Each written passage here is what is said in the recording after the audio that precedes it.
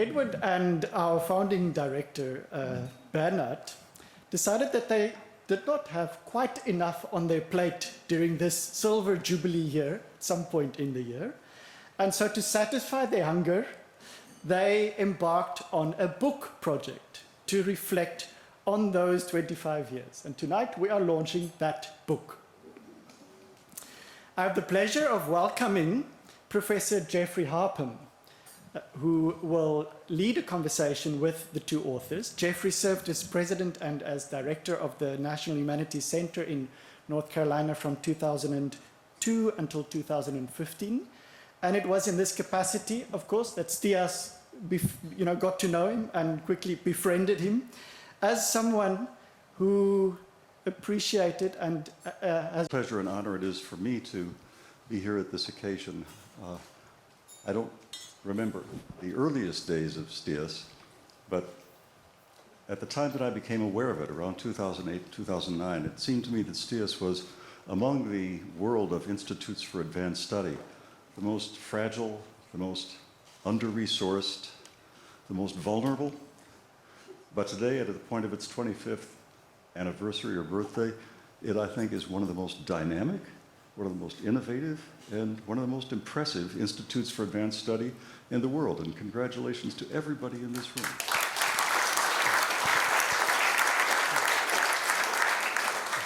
I'm particularly pleased to be here at your first dinner. It's not the last supper, it's the first. Well, tonight we launched this book, and this must have been tremendous labor for both of you. And so I'd like to begin by asking you why you wrote this book, what it's intended to do, what its message is. And I'll start with Bernard. I hope this is working. It was a serendipitous sort of decision. We thought 25 years and we should do something. And we started thinking, how should we structure that chronologically, telling what this happened, and then that happened, and then happened, and understood that will be the most boring book that you can find. So we started again and say, why don't we just share our experiences, just tell the story. And as we thought about it, it became clear it is actually the story of an idea. The idea that emerged in some ways, and we can talk about that. But somewhere along the way, it had developed a life of its own. And that life had an inner dynamic and a persuasion that took us on a journey where we find ourselves at the moment. You know, every institution has an origin story. And there are some similarities and some differences, but this is so particular. It's so vivid. And one of the things that sets this institution apart from others, I think, is the intense worldliness of its origin, the particular historical, social, even moral or ethical situation in which the country and in which you yourself found yourself in the 1990s. I wonder if you could talk a little bit about that. Well, there was an internal and an external side to that.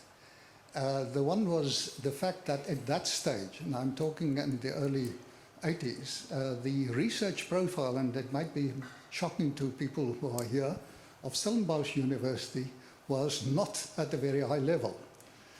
One of the HRC research reports showed that it is really lagging behind many of the other universities. So there was a need to rethink the position of Stellenbosch University's research profile. But at the same time, it was a time of great change in the country, and that was the external factor, as you said. And that meant that Stellenbosch University had to face up to its own history and its own role in this epoch that we find ourselves. And if it if it wanted to reignite and enhance its research profile, it had to face also its own history. because it could not claim that it is just business as usual.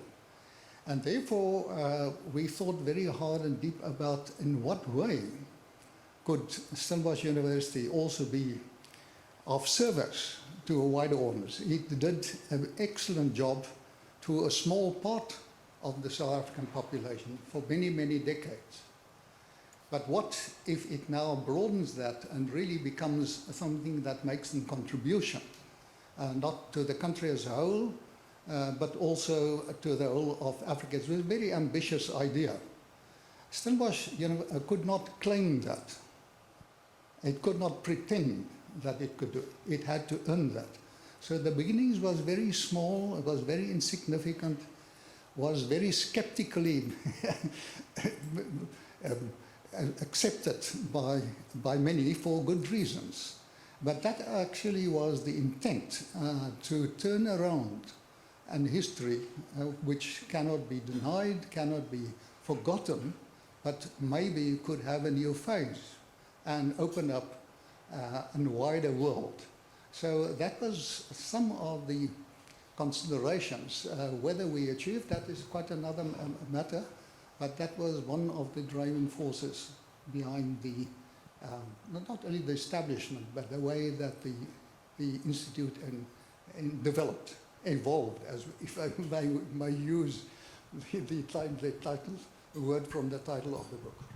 You put this in very broad social and historical terms, but I think actually that the experience of conversion, in which you are a knowledge expert as a scholar of St. Paul, must have played a large role, and perhaps you came to the point of conversion before many people, but it seems to me that STIAS is based on the understanding that in order to redeem the past, some massive social conversion, whether willed or unwilled, is necessary. Would that be fair?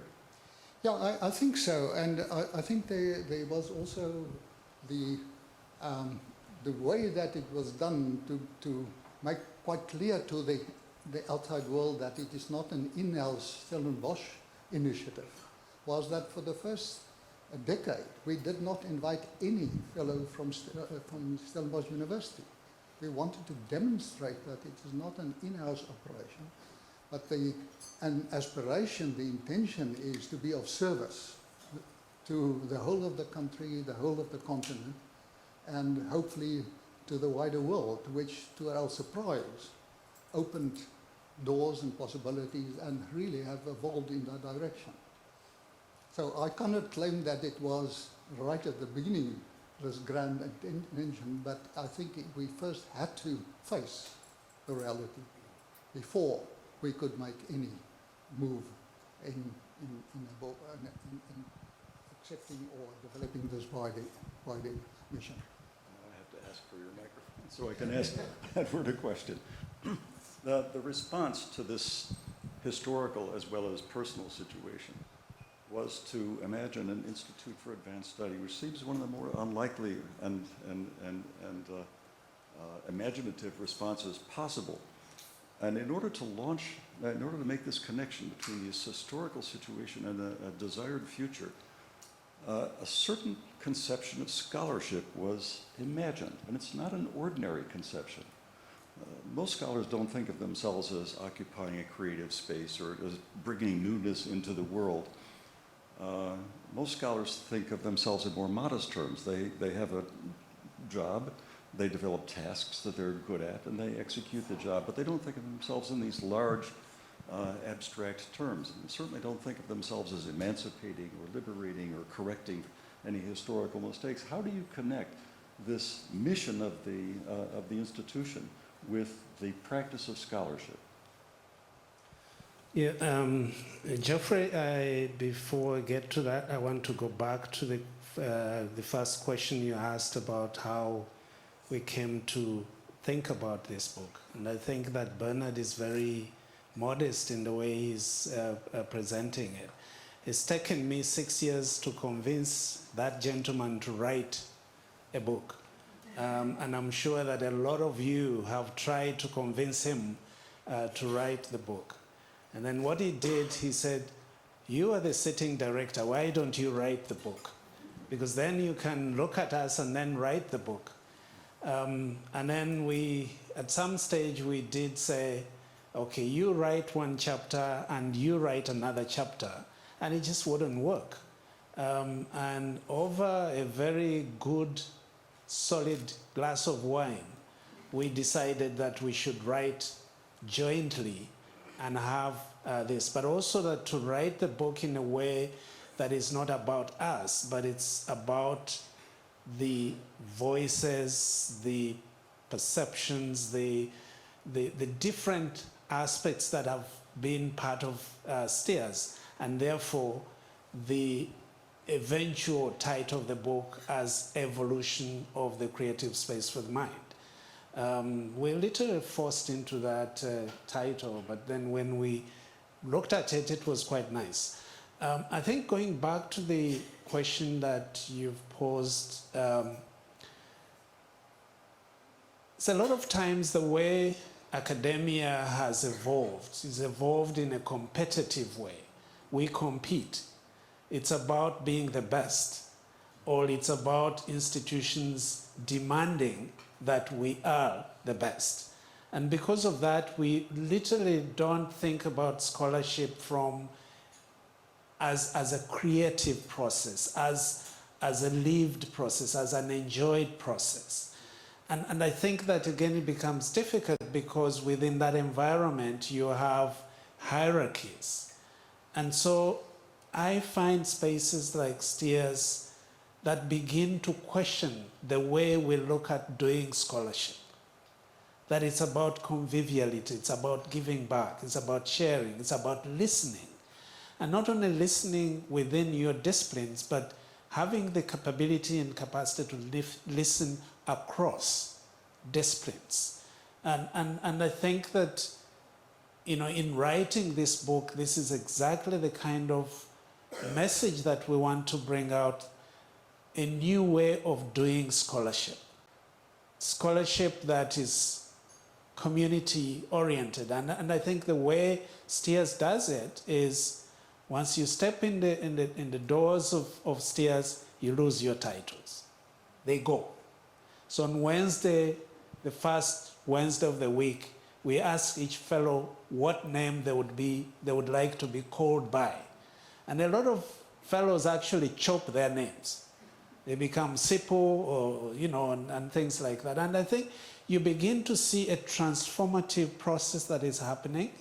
And I think the challenge has been that we haven't been able to put this down into a form that can be used, that can be studied, that can be applied, not in the way we're putting it, but also in a way that it's contained in a book that doesn't pretend to offer. Actually, it's in the same spirit of the scholarship that we're trying to do. And I think that, I hope that we can have these creative spaces within our universities that challenge us beyond, ourselves and beyond the competition, but also, to be human. Thank you. Would I be wrong in saying that it's one of the aspirations of STIAS to develop a conception of scholarship that serves as a model for a certain kind of thinking that has a broader social utility? If Bernard's field, which centers on the experience of conversion, was fortunate in one respect, I think your experience in virality would be important in another respect. You spent a good deal of time studying negative virality, the study of malaria and HIV, and now you're, in a sense, overseeing an institution that's determined to promote positive virality. In other words, not only scholar to scholar, but scholar to the outside world. Is that fair? I think it is, and I think the scholarship that we do, I'm a medical sociologist, so I come from sort of public health, so tell me where there is a pandemic, then I'll be there. But you begin to realize that, to start asking the question, why are you doing that? And so there has to be a purpose, there has to be a sense of giving, of sharing. And once you do that, you actually begin to borrow, because what you see, for example, we had COVID. but it presented itself in many ways like other, pandemics did. But we're not borrowing from those pandemics. It was like COVID was alone. And perhaps if we get another pandemic influenza, it would be like, because we don't have this, we haven't committed ourselves to a scholarship that is sharing and shared across experiences and across disciplines. As a scholar, I know that when you come here, you have to learn this conception of scholarship because it's not natural to you to think in these terms. Don't think of your profession, your discipline, your department, your whatever. You don't think of them in these terms. I was particularly struck when Bernard took me around the new edition yesterday and I saw the sculpture done by Rose that consists of the roots of a pine tree that had to be uprooted to make way for the sculpture. And it was so suggestive to me because the figure is articulated with more than the 206 bones in the human body. It's completely constructed of these twisted, gnarled roots, except for the head, which is empty. And I took that not as a figure for empty-headedness, but as a figure for a way of being that is conditioned but not determined by worldliness, by materiality. And that struck me as so resonant. Like this is a feature of mind that can be communicated to the larger population with effects beyond the scholarly. Is that fair? I think it is. I mean, we were allowed to name the sculpture the Guardians of Knowledge. I think what STIAS does in a way, you get in, we prepare some very good meals every Monday to Friday. So that way then we attract people across the disciplines, and as they're eating, they actually forget that they're physicists or mathematicians or sociologists or this. I remember when I was Dean of Social Sciences at Makerere, and I had this fund that was supposed to, help departments have teas and lunches and things. And one department said, "How much money are you giving to us?" And I named the amount and said, "We are 20, divide by 20. Each one of us give us our bit." And you can see that the way the scholarship is being done is not collegial, it's not convivial, it's competitive.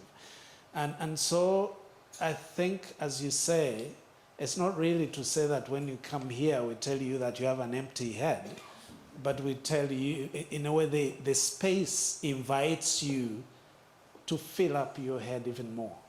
Thank you. Edward, I've been to your house. I know that you live in a creative space for the mind, at home as well as at your office.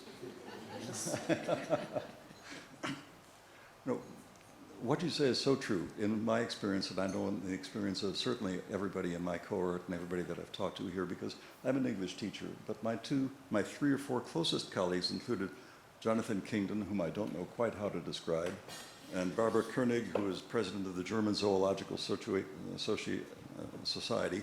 and Thomas Hieland Eriksson, who is an anthropologist, people I never would have met outside of this environment. I'd like to return to the founding moment, Bernard, because a couple of things strike me so forcibly in reading this book. And the first is the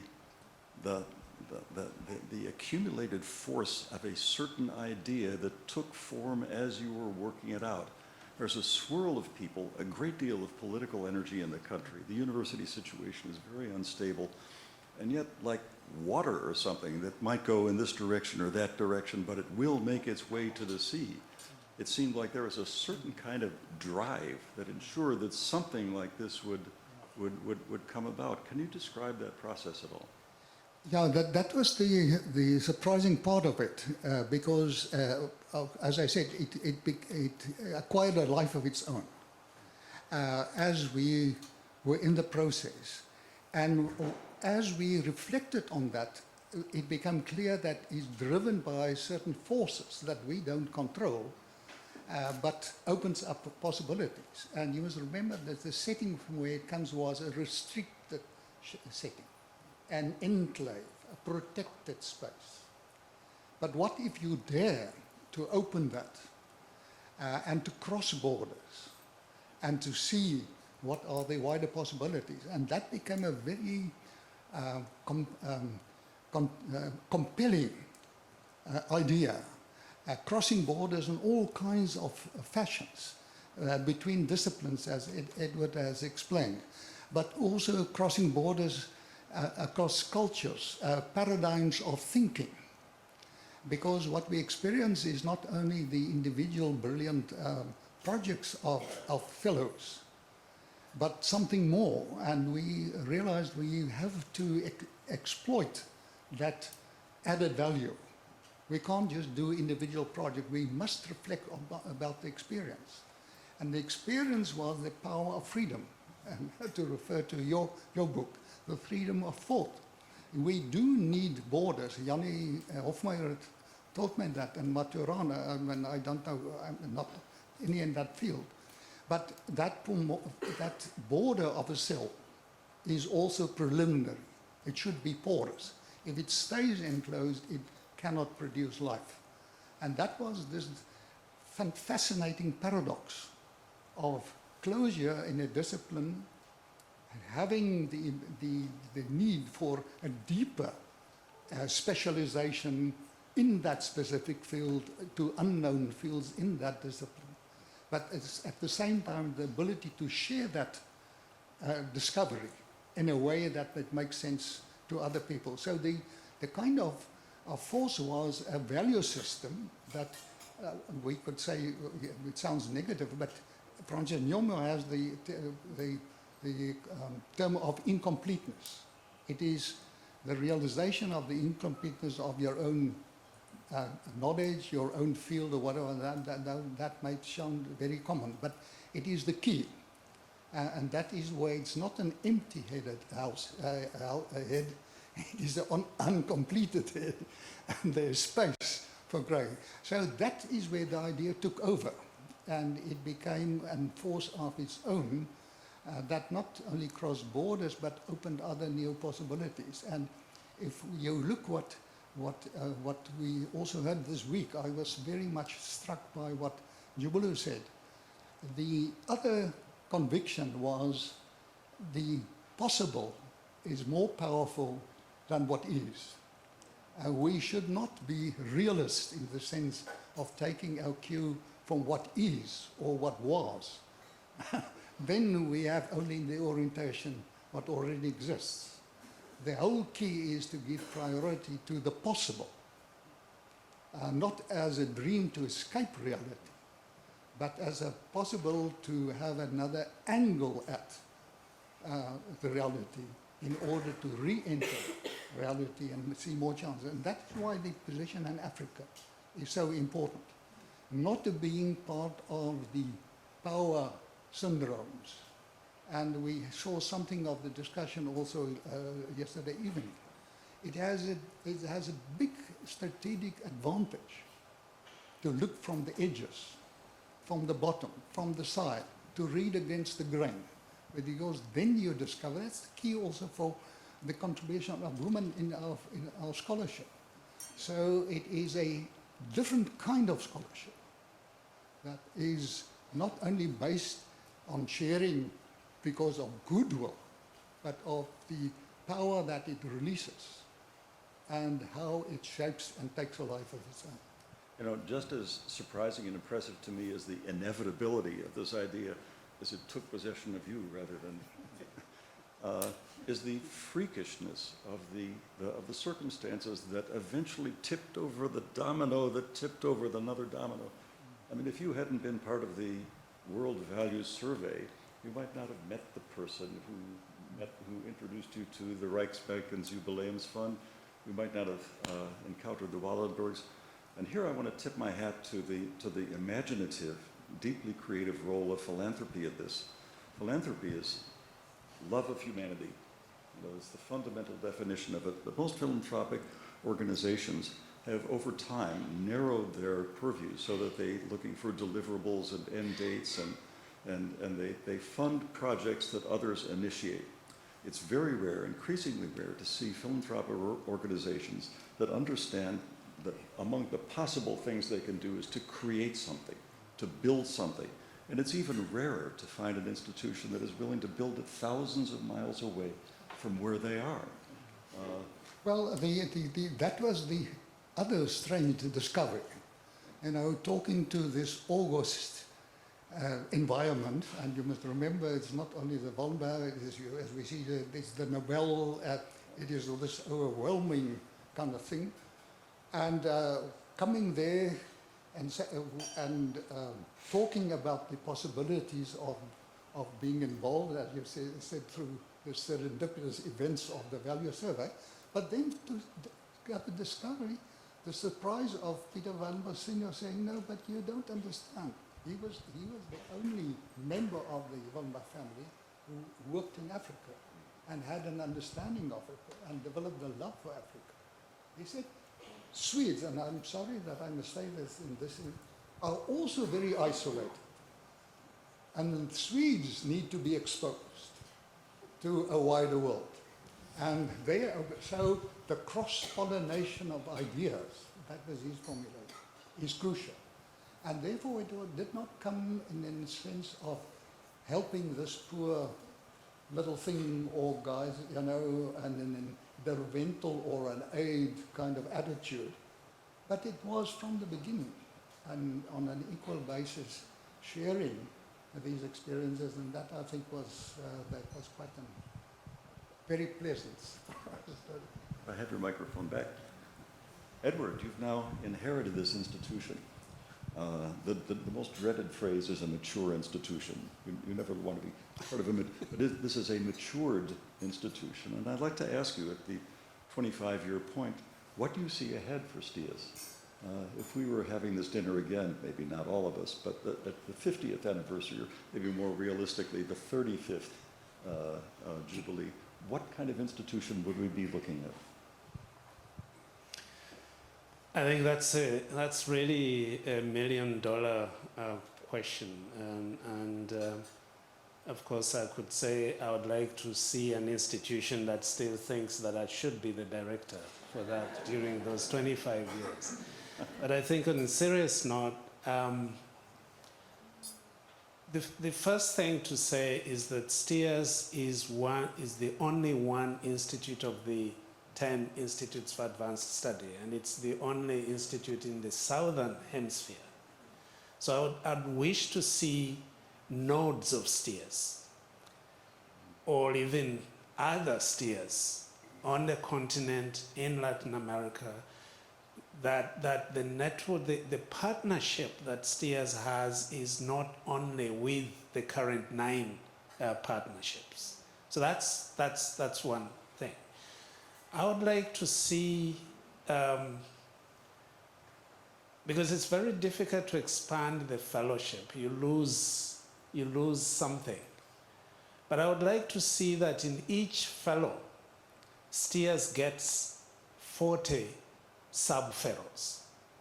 And I think this is why that was the idea that I persuaded the Wallenberg Foundation to invest in the new building, that the new building can have these commons, these spaces where the fellows in residence can invite colleagues for a a day workshop or 2 days workshop. So in any one fellow, you get 10 without necessarily inviting the 100. So I would like to see STIAS giving back, using its internal strength to give back. And there's of course a story about the building. You know, just mentioned that maybe we need this, and then they said we'll fund it. So I think next time I have to be very careful to ask, because but I think I would like to see STIAS propagating the creative spaces for the mind, and then nurturing the kind of scholarship that STIAS intends to have. I strongly encourage you to think of STIAS as not a member of this consortium of 10 institutes for advanced study, but as a leader. As a veteran of that organization, I know that it is leaderless, and that all the directors have other jobs, and they are responsive to leadership, truly. That is true. I'm actually now worried that they are waiting to grab our Isolomso fellows. They just like take them very quickly, and in a way you already see that. I think maybe we are a bit humble about the way we see the power of STIAS, and we need to speak a lot more about what it is. What is the spirit of the STIAS, and seeing that spirit, going out and doing that. So definitely, I wouldn't shy away from leadership of the institutions, of the institutes. I'll now give my microphone to Bernard and invite any of you who have questions to pose them to them. Thank you so much. I have a question to Edward, and I want you to expand a bit on this idea of spaces outside the offices and outside the singular individual pursuits and these common spaces. Have you found ever that people are resistant to that? I mean, is that not also something that needs to be taught in a way? Because I'm thinking that to make oneself vulnerable to engage with others in a non-competitive way, it's not really something that we are taught so much. I mean, it seems that competition is rewarded. So how do you have ever had a fellow that was uncomfortable with the lunches or whatever? Thank you, Tina. I've had fellows that turned up in the first week in suits and ties, and by the second month, they turned up in shorts. So there is a transformative process that has to take place. And there's certain things that we overlook. So STIAS has only one coffee machine. So all of you must come to that coffee, or and I think we're also going to put the water there so that you also get the water. So there is a bit of uncomfortability, but it's not so much about uncomfortability. It's about not knowing how to do it differently. You've been doing it the way you've been doing it, and I think we're all human beings. As long as you know that that the space allows you to risk, then it should be possible. So one of the things I would recommend, that in the terms of service that we give to our professors, we tell them there's one coffee machine in the whole faculty. You will not go there for 2 weeks. Eventually, you'll go there. So it's very simple things that we can. But I think to take that discussion even more, what I would like to see STIAS also contributing is contributing to the way we teach students on pedagogy. So how do fellows that have gone through STIAS translate that into the way they teach the next generation of academics? Not just doing multidisciplinary or things like that, but sitting with your students and sitting on the table and saying, I don't know. Can we go and find out? A lot of us don't do that. So it's possible, but it's really a big challenge, because the evaluation system within the universities need to change. Because the evaluations is still how many publications in referred journals, and it's still that. And I think we need to start giving scores to the most convivial person in the department. Thank you. I'm a big fan of STIAS, yeah. Edward cannot run a Nobel Symposium without invite me, so I'm the 4th time that I'm here, and in a few times Scandinavia. But to both of the directors, let me challenge you guys a little bit, yeah. So you guys have done extremely well on fellows coming here, Nobel Prize winners, bring the Nobel Symposium, people kind of trying to break the boundaries within the STIAS, yeah? How can we take to the next level that people of STIAS, they leave this comfort zone? I know because I have a building here inside STIAS, and how they can leave the comfort zone and start engaging more with academics and people and hiking in the mountains in a way that they also break the boundaries of the silos that the Institute is at the moment. So, for example, we have many incredible fellowships happening now. We have something called the African Stars Fellowship that we bring the brightest African scientists here that we are trying to mix with the STIAS fellows. Just next door, we have the Aspen Global Leadership Network, which is an important network. How could we now break the boundaries that STIAS now is start engaging outside? Thank you. When I was at SCAS and we were giving this mirrored lecture, one of the representatives, I think, was Riksbanken, the chief executive of Riksbanken. She said, Institutes for Advanced Study, do what you do best. Don't do everything. And I think that we have to continuously remember that, because there is always the temptation that because we're doing very well, then we can't do everything. But having said that, what we are doing now, again, to go back to Tulio's aspect, is to share, for example, the list of our fellows that are coming. We share the lists with the DVC's research for the South African universities and say, these are the individuals that are coming. They are going to be here for 6 months. You can do something with them, but it must be them to say yes.